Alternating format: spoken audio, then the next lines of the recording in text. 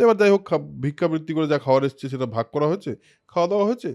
কুন্তী পাণ্ডবদের মাথার দিকে শুয়েছে, মাথার দিকে মানে কোনো একটা শয্যায় তিনি ইয়েতে, আর দ্রৌপদী কিন্তু পায়ের দিকে।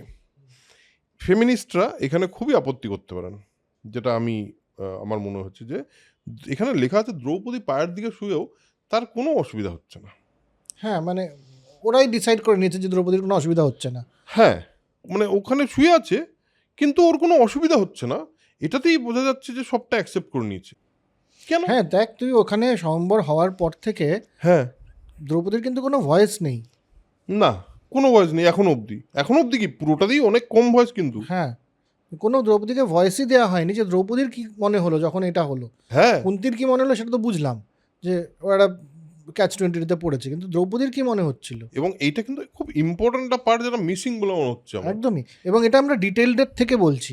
একদম প্রচন্ড ডিটেল, সব শ্লোক আছে সেরকম। তুই তো বলছিস যেটা সেখানে শ্লোক বাদ আছে, আমি তো সব শ্লোক আলাপ থেকে পড়ছি, সেখানেও এরকম কোনো বক্তব্য নেই। এবং আমার এটা পরে এত অদ্ভুত লেগেছে যে পায়ের বালিশের মতো শুয়েও দ্রৌপদীর মনে কোনো দুঃখ নেই বা পাণ্ডবদের প্রতি অবজ্ঞার ভাব নেই।